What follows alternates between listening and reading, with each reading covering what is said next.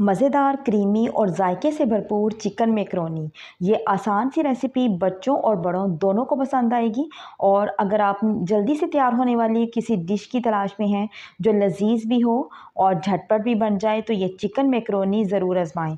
तो सबसे पहले हमने एक पतीली में डाल लेना है खुला सा पानी, और इसमें मैं डालूँगी थोड़ा सा नमक और थोड़ा सा कुकिंग ऑयल, ताकि हम इसमें मैकरोनी को बॉयल कर सकें। ठीक है, जब पानी गर्म हो जाएगा तो इसमें हमने डाल दें तकरीबन 2 प्याली मैकरोनी है, ये मैं इसमें डाल दूंगी। और फिर हमने तकरीबन 8 से 10 मिनट के लिए इसको मीडियम फ्लेम पे बॉयल होने के लिए रख देना है। ठीक है, और साथ ही दूसरे चूल्हे पे मैंने एक कढ़ाई रख दी है, उसमें मैंने थोड़ा सा डाला है कुकिंग ऑयल, थोड़ी सी मैंने डाली है बड़ी इलायची डाली है, दालचीनी डाली है, और प्याज बारीक चॉप करने के बाद उसको हम इसमें करेंगे फ्राई।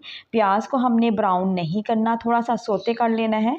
और उसके साथ ही मैं इसमें शामिल करूँगी तकरीबन 1 टीस्पून लहसुन अदरक का पेस्ट, तो उसकी भी हम बुनाई कर लेंगे ताकि उसका कच्चापन दूर हो जाए।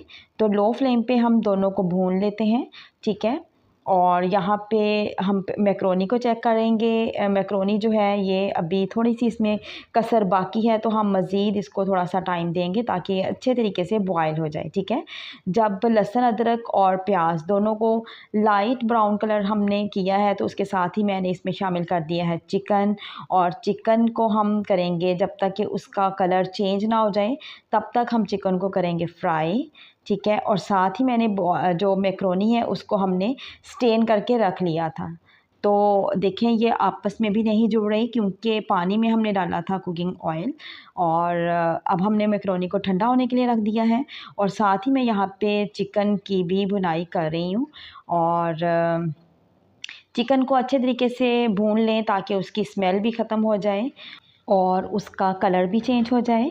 तो यहाँ पे चिकन की भी अच्छी सी बुनाई हो चुकी है। तो अब मैं इसमें शामिल करूँगी कुछ बेसिक मसाले, जैसे कि मैं इसमें शामिल कर रही हूँ तकरीबन हाफ़ टी स्पून नमक डाला है, और इसके साथ ही तकरीबन हाफ़ टी स्पून ही मैंने डाला है लाल मिर्च पाउडर का, कुटी हुई मिर्चें शामिल की हैं।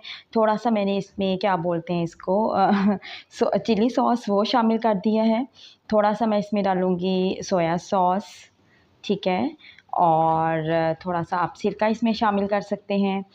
तो चाहे तो आप हरी मिर्चों का पेस्ट भी इसमें डाल सकते हैं, ये आपकी अपनी चॉइस है। ठीक है, मसालों की जो क्वांटिटी है वो अपने टेस्ट के अकॉर्डिंग कम या ज़्यादा कर लीजिएगा। बारीक चॉप करके मैंने एक मीडियम साइज़ का जो शिमला मिर्च है उसकी कटिंग की है, और वो मैं इसमें शामिल कर रही हूँ।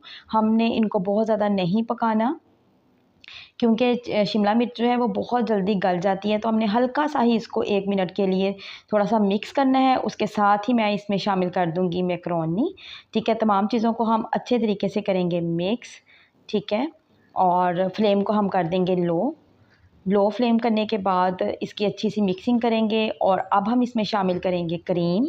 लेकिन उससे पहले मैं आपको बताती चलूँ कि ये जो सब्ज़ियाँ हैं ये आप अपनी चॉइस के अकॉर्डिंग इसमें शामिल कर सकते हैं।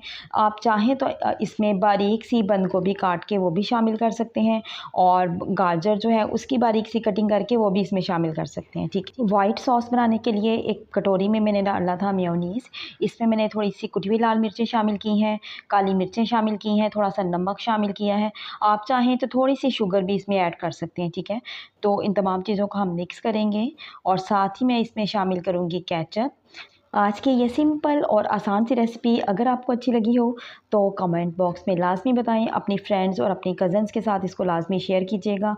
अल्लाह पाक आपको आसानियाँ अता फ़रमाए और आसानियाँ तकसीम करने का शरफ़ अता फ़रमाए। आमीन। Thanks for watching this video.